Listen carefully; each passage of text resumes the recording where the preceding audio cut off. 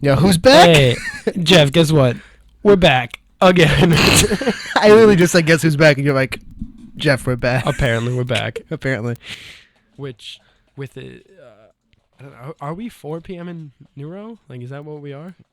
I mean, I would assume so, because it's 4 p.m. when we're in Neuro. I guess if the last name of our show was, what's it called?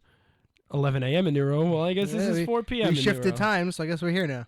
I guess so. So before anything else, I want to go and promote the show's social media things. The Twitter's at WICR1. The Instagram is WICR _ Iona College Radio. Sorry, I'm blind. The Facebook is W-I-C-R. And the website is ionacollegeradio.wix.com/WICR. Hey, we really out here. Hey, we're really improving. So, first order of business is, I guess, Kendrick's new album. Yeah, I would have to. I mean, we're gonna have to talk about that. I didn't like it. I didn't like it at all. I was. Here's the thing. I really enjoy. Like, I love certain songs off the Pimp a Butterfly. Yeah. And I think that those songs alone would stand amazingly. I think if those were like a bunch of Lucy's dropped the way these were, that would be awesome. But no, he released a bunch of titleless songs that were completely uninteresting and probably should have been left off an album. Yeah, no, I'm very glad they were left off every album, but then they were made into their own. With the worst album art in the world. I don't even care about the album art because we're fans of The Life of Pablo, and that's an awesome album art, though. I mean, it's by far his worst. Really? Which Kanye album has worse cover art than that? Late Registration. I mean, I like The Bear. I like The Bear too, but I like this one better.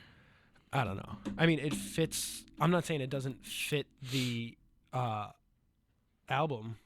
No, it definitely fits the album. It's just I like it better than I like it better than College Dropouts. I like it better than Late Registration. No way.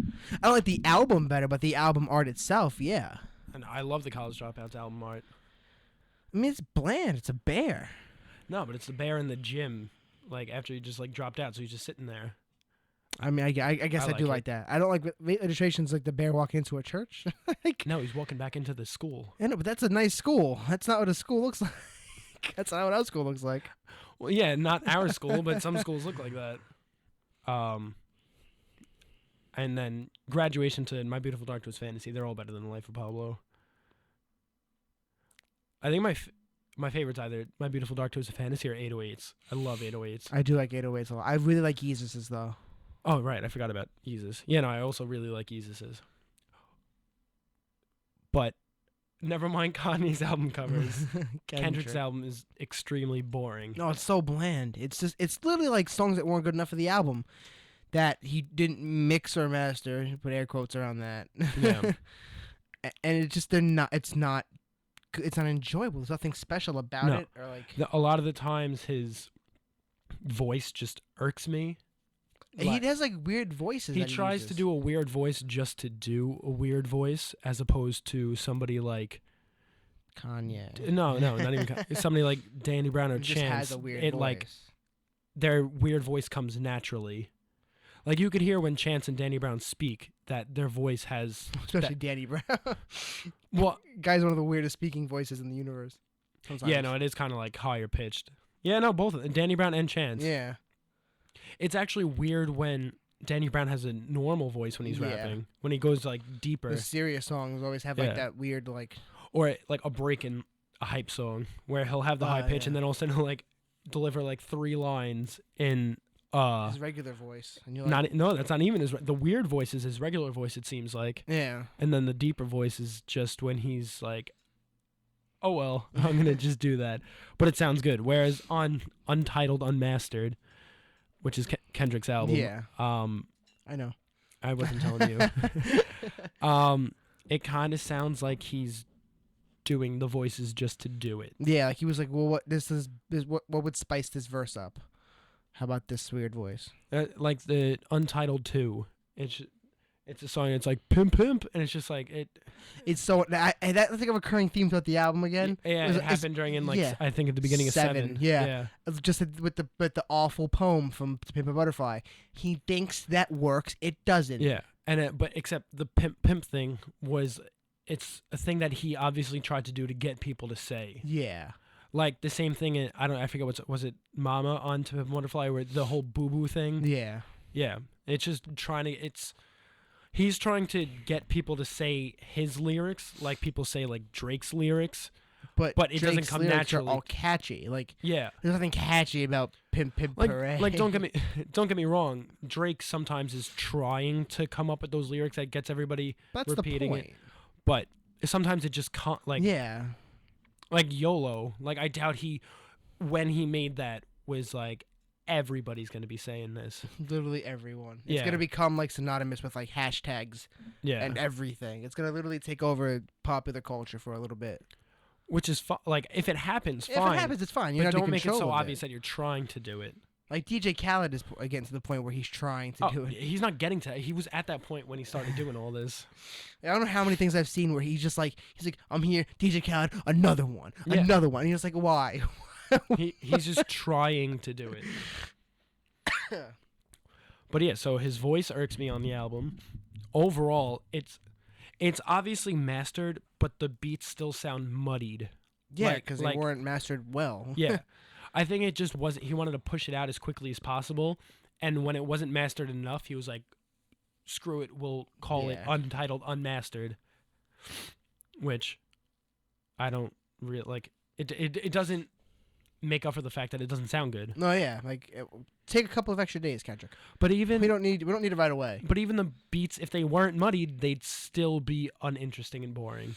The thing, you know what's sad? He's a great live performer when you watch like videos of him. Like when he does I think it was the Colbert Show. When he first started, he had no breath control. He was just losing his breath. Like there's videos of him on the Yeezus tour. What's up, Ben? That he did they were so awful.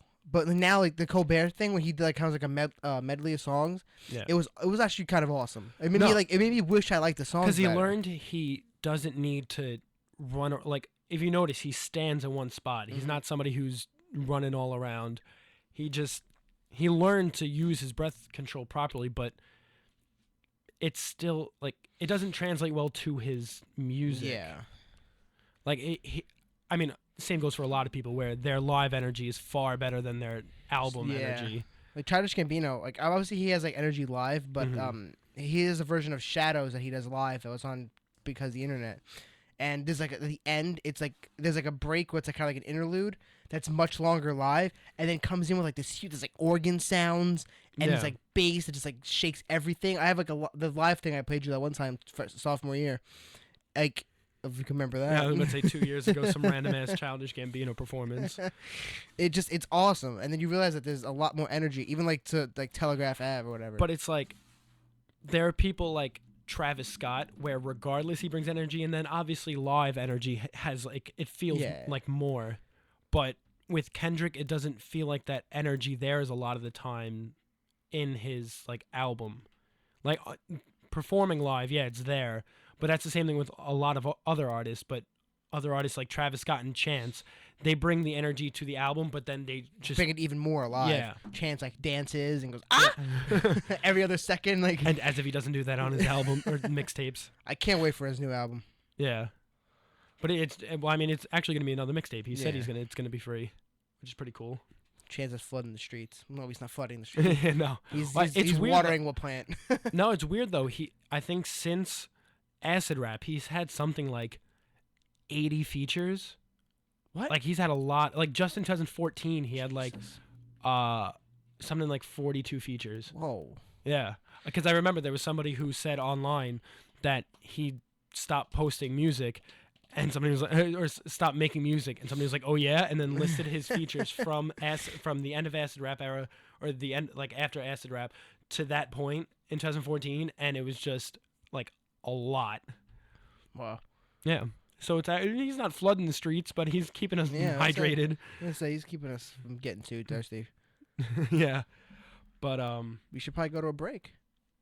Yeah.